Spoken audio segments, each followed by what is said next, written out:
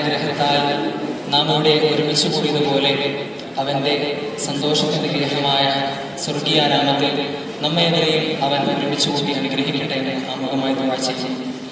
അൽഹംദുലില്ലാഹ്. ഏറ്റവും മനുഷ്യ ജീവിതത്തിലെ ഏറ്റവും അവിഭാജ്യ അനിവാര്യ ഘടകമാണ് വിവാഹം. അതുമായി ബന്ധപ്പെട്ട ഒരു സുദിനത്തിലാണ് നാം ഇവരും ഇപ്പോഴുള്ളത്. വിവാഹം എന്ന് പറയുന്നത് ആദം നബി അലൈഹിസ്സലാമിന് സ്വർഗത്തിൽ സന്തോഷിക്കാൻ വേണ്ടി അല്ലാഹു തആല ആദ്യമായി സംഘടിപ്പിച്ച ഒരു കർമ്മവും എല്ലാ അമ്പിയാ മുർസലുകളും വിവാഹിതരായവരും അതിനെ പ്രോത്സാഹനം നൽകിയവരുമാണ്. ആ വിവാഹം നിക്കാഹ് എന്ന പവിത്രമായ ആ ബന്ധത്തിന് നിർബന്ധമായ ചില വാചകങ്ങളുണ്ട്. അതിൽപ്പെട്ടതാണ് സവ്വജതുക, ഞാൻ നിനക്ക് ഇണയാക്കി തന്നു എന്ന വാചകം. നമുക്കറിയാം, ചെരുപ്പ് എന്ന് പറയുന്നത് അതൊരു ജോഡിയാണ്. ജോഡിയിൽ ഒന്നില്ലാതെ മറ്റൊരു ചെരുപ്പ് ഒരു പ്രാമുഖ്യവും പ്രാധാന്യവും ഇല്ലാത്തതുപോലെ എത്ര വിലപിടിപ്പുള്ള ചെരുപ്പായിരുന്നാലും എത്ര വലിയ ബ്രാൻഡിന്റെ ചെരുപ്പായിരുന്നാലും ഒരു ചെരുപ്പ് ഉണ്ടെങ്കിൽ അതിന് തീരെ വിലയില്ലാത്തതുപോലെ ഒരു മനുഷ്യൻ അവൻ വിവാഹിതനായ ശേഷം അവൻ തനിച്ചായി കഴിഞ്ഞാൽ അതിന് യാതൊരു പ്രസക്തിയും ഇല്ലാതാവുകയാണ്.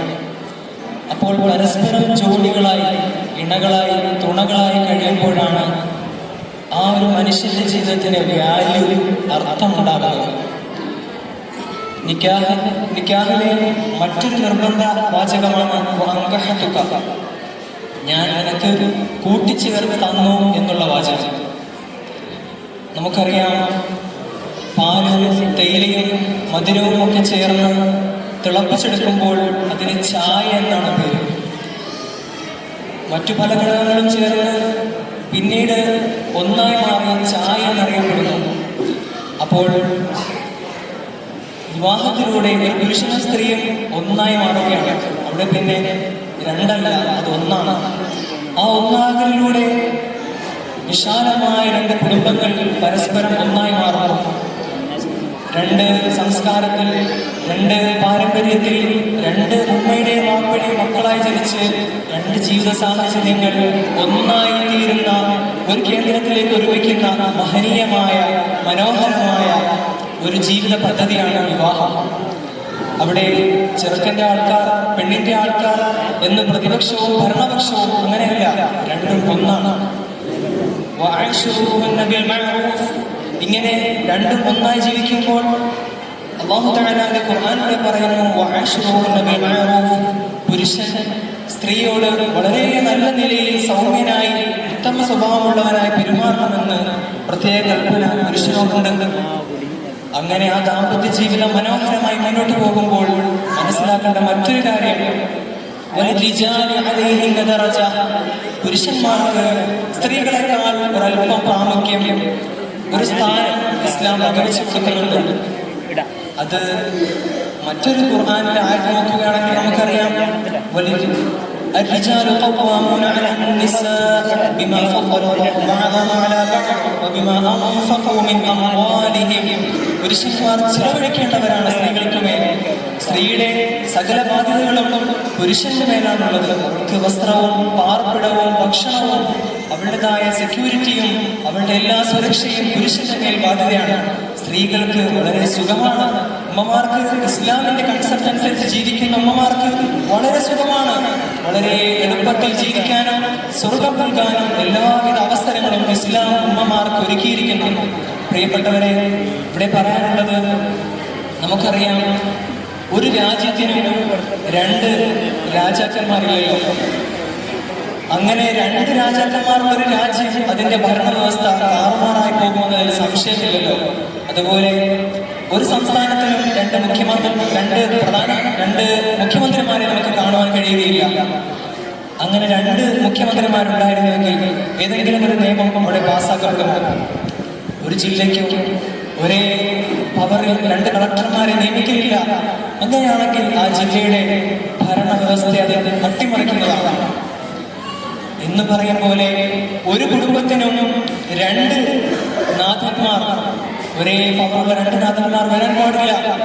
പുതിയ കാലത്ത് സ്ത്രീ പുരുഷ സമത്വം കൊട്ടിഘോഷിക്കുന്ന ഫെമിനിസ്റ്റുകൾ വാതോരാതെ സംസാരിക്കുന്ന കാലമാണ്. സ്ത്രീക്കും പുരുഷനും ഒരേ അധികാരം, എല്ലാ മേഖലകളിലും തുല്യത. സ്ത്രീ ചെയ്യുന്നത് പുരുഷൻ ചെയ്യുന്നതെല്ലാം സ്ത്രീയും ചെയ്യണം, പുരുഷന്റെ പണികളെല്ലാം സ്ത്രീയും എടുക്കണം. തമ്മിൽ വ്യത്യാസങ്ങളില്ല, തമ്മിൽ ബഹുമാന ആദരവുകളില്ല. കാരണം ഞാനും അവനും ഒരുപോലെയാണ് എന്നതാണ്. യഥാർത്ഥത്തിൽ അങ്ങനെ ഒരു ആശയം വ്യാപിക്കുന്നതിന്റെ ഫലമായി കുടുംബങ്ങളിൽ അനൈക്യവും താളം തെറ്റലും ഛിദ്രതയും ഡിവോഴ്സുകളും തലാഖുകളും വർദ്ധിച്ചിരിക്കുന്ന ഒരു കാലത്ത് നാം മനസ്സിലാക്കേണ്ടത് പുരുഷന്മാർ ചെലവഴിക്കുവാനും സമൂഹത്തിൽ ഇറങ്ങി പണിയെടുക്കുവാനും കുടുംബത്തെ എല്ലാ നിലയിലും സുരക്ഷിതമാക്കുവാനും പ്രാപ്തിയും ആഫിയത്തും മനക്കട്ടിയും കൊടുത്തിട്ടാണ് അല്ലാഹു തആല സംവിധാനിച്ചിട്ടുള്ളത്, സൃഷ്ടിച്ചിട്ടുള്ളത്. അവനെ ക്യാപ്റ്റനായി അംഗീകരിക്കുകയും ഒരു വൈസ് ക്യാപ്റ്റൻ റോളിൽ സ്ത്രീ അവന്റെ ഇടവും വലവും നിന്ന് സഹായിച്ചുകൊണ്ട് മനോഹരമായ കുടുംബത്തെ കെട്ടിപ്പടുത്തുവാനായി പരിശ്രമിക്കുകയും ചെയ്യുമ്പോഴാണ് നല്ല ഫലങ്ങളുള്ള നല്ല കുടുംബത്തെ അവർക്ക് അവിടെ സൃഷ്ടിക്കാൻ കഴിയുകയുള്ളൂ.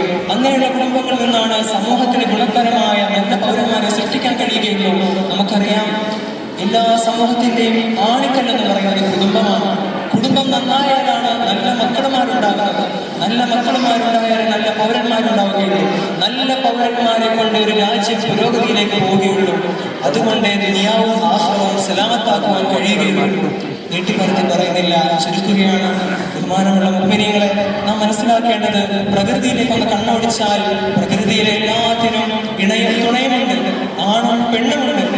ന്യൂട്രോണും പ്രോട്ടോണും ഉള്ളതുപോലെ, പോസിറ്റീവും നെഗറ്റീവും ഉള്ളതുപോലെ, പ്ലസും മൈനസും ഉള്ളതുപോലെ, രാവും പകലും ഉള്ളതുപോലെ എല്ലാത്തിനും ഇണയും തുണയുമുണ്ട്. ഇണയില്ലാതെ തുണയില്ലാതെ ജീവിക്കുമ്പോൾ ഒറ്റപ്പെട്ട് വിഷാദത്തിലേക്ക് കൂപ്പുകുത്തുകയാണ്. അപ്പോൾ ഖുർആനിലൂടെ അല്ലാഹു തആല പറയുന്ന മറ്റൊരു സന്ദർഭം നമുക്ക് കാണാം. ഹുന്ന ലിബാസുൽ ലക്കും വഅൻതും ലിബാസുൽ ലഹുന്ന. പരസ്പരം പുരുഷന് സ്ത്രീ വസ്ത്രമാണെന്നും സ്ത്രീക്ക് പുരുഷൻ വസ്ത്രമാണെന്നുള്ള പ്രയോഗമാണ് നടത്തിയിട്ടുള്ളത്. ആലങ്കാരിക ഭാഷയിൽ വസ്ത്രത്തോട് ഉപമിച്ചിരിക്കുന്നു. നമുക്കറിയാം, നമുക്ക് എത്ര പ്രിയപ്പെട്ടതോ എത്രമാത്രം നാം പവിത്രത കൽപ്പിക്കുന്നതുമാണ് വസ്ത്രം എന്ന് നമുക്കറിയാം. ആ വസ്ത്രത്തെ അഴുക്കി പറ്റിയാൽ കഴുകി വൃത്തിയാക്കി നാം വീണ്ടും ഉപയോഗിക്കും. തേച്ചു മടക്കിയ സുഗന്ധം വശം ഉപയോഗിക്കും.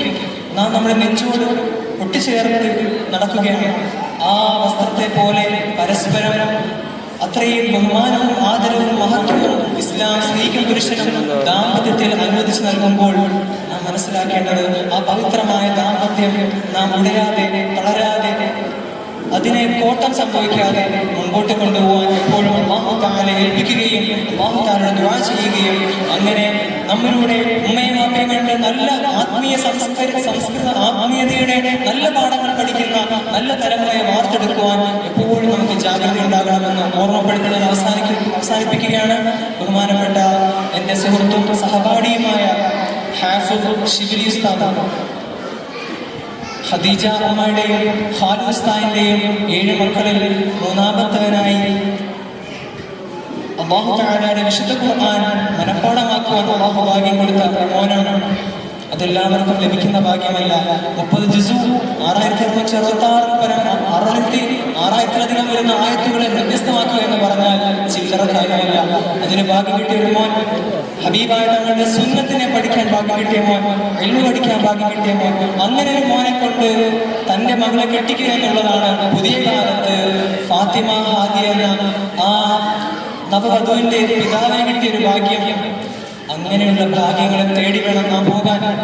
ഇതുപോലെ ഷിബിലി ഉസ്താദ് മിടുക്കനായ ഒരു പുതിയ ഏതൊരു കാര്യം ഏറ്റെടുത്താലും അത് മനോഹരമായി തുടങ്ങി അവസാനിപ്പിക്കുവാൻ ജാഗ്രത പുലർത്തുന്ന നല്ല കാര്യപ്രാപ്തിയും പക്വതയുമുള്ള നല്ലൊരു മുഅല്ലിമാണ്, നല്ലൊരു ദീനി ഖാദിമാണ്. അല്ലാഹു തആല ഈ ദാമ്പത്യം സ്വർഗ്ഗത്തിൽ വരെ തുടരുന്ന മനോഹരമായ ഒരു സുവർണ ജീവിത രേഖയാക്കി മാറ്റട്ടെ എന്ന് ഈ സന്ദർഭത്തിൽ ആശംസിച്ചുകൊണ്ട് തഹ്നീത്തിനുള്ള സുഹൃത്തുക്കളെ ഈ വേദിയിലേക്ക് ക്ഷണിക്കുകയാണ്.